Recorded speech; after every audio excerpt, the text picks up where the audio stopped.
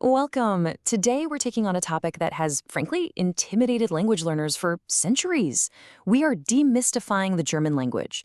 If you've ever looked at a page of German text and just felt totally overwhelmed by the giant words and the unfamiliar characters, you were definitely not alone.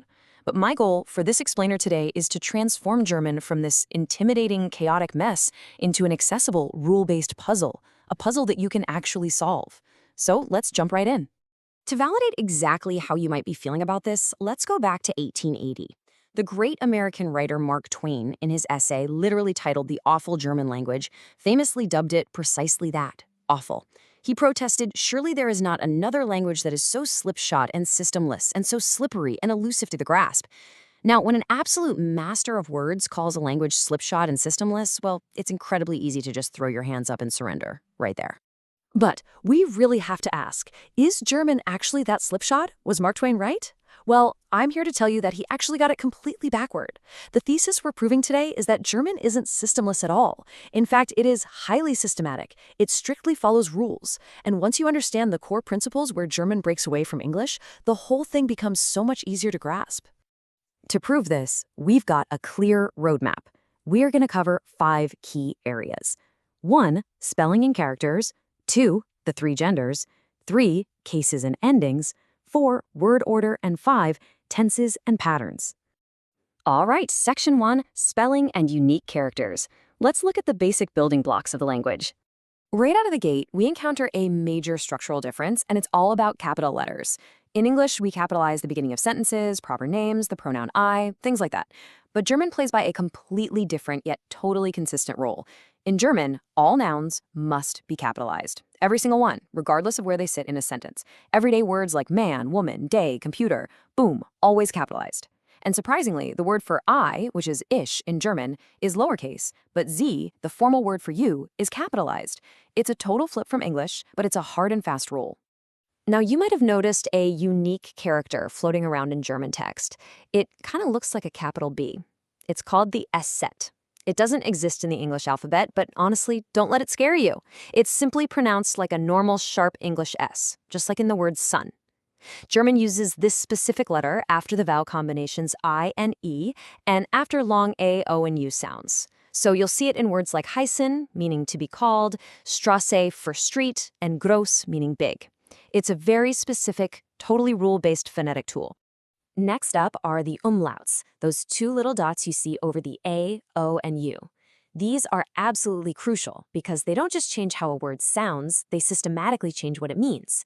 Take the word Mutter. That means mother, but pop an umlaut on the U to get Mutter, and suddenly you're talking about the plural form, mothers. It works for verbs, too.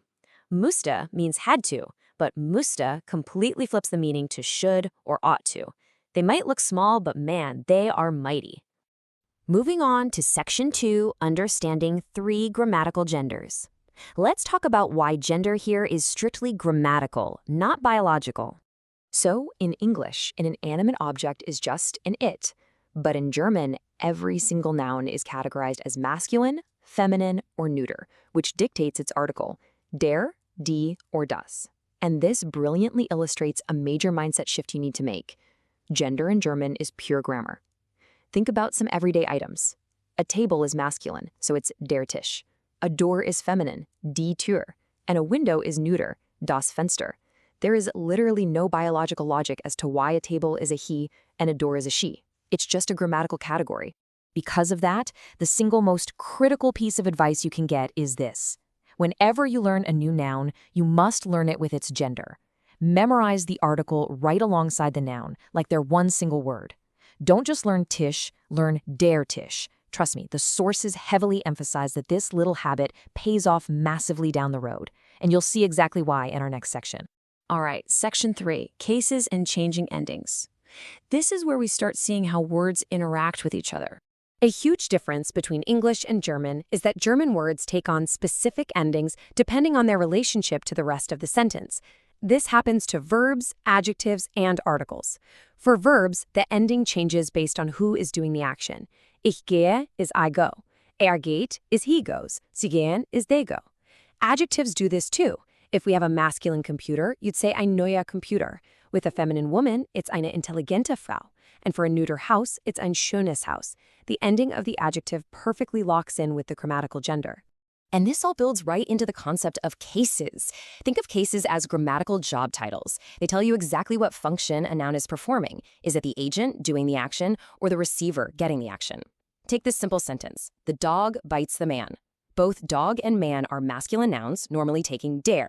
But because the dog is the subject, the one doing the biting, it stays der Hund. The man is the receiver, the object, so his article transforms into den Mann. Those changing endings signal exactly who is doing what to whom. On to Section 4, Cracking German Word Order. It might seem a bit chaotic at first, but it is incredibly logical. German sentence structure revolves around some very strict, highly predictable mathematical principles regarding the finite verb. That's your main action word. Where it sits tells you exactly what kind of sentence it is. First, in normal statements, the verb is always the second idea. Always. Second, if you're giving an order or asking a question, the verb jumps right to the beginning, like öffnet das Fenster, open the window. And third, in subordinate clauses, the verb gets pushed all the way to the very end of the sentence. Let's zero in on that first rule because that's the one that really trips English speakers up.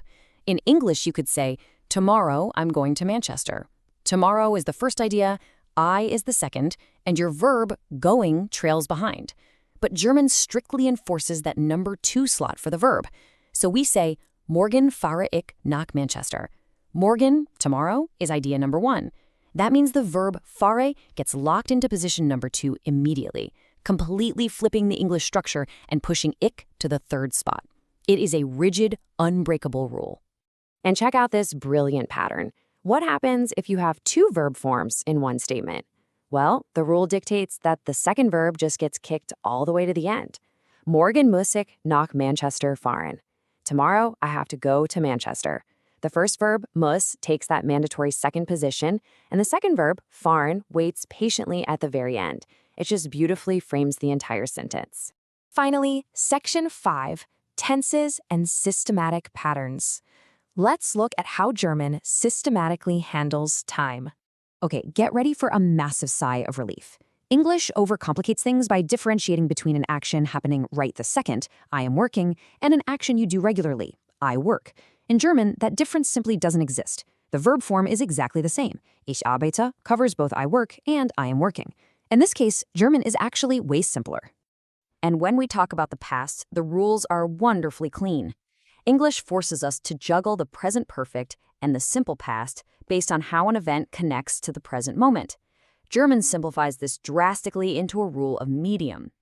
Mostly, regardless of when an event happened, you use the present perfect tense when you talk out loud, and you use the simple past tense when you write things down. It's just a clean, systematic division, speaking versus writing. The source material for this explainer provides a fantastic systematic checklist. Think about it. We aren't looking at a list of random, chaotic exceptions. We're looking at a structural checklist. Capitalizing nouns, knowing when to use the S-set, recognizing why umlauts matter, tracking the gender, remembering the second position verb rule.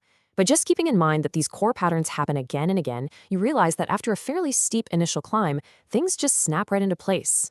So, let's circle back to Mark Twain's big claim. Is German really a slipshod, systemless, awful mess? Or is it, in reality, a brilliant, predictable puzzle just waiting to be solved? As we've explored today, from capital letters all the way to verb placement, German is built on incredibly solid logical foundations.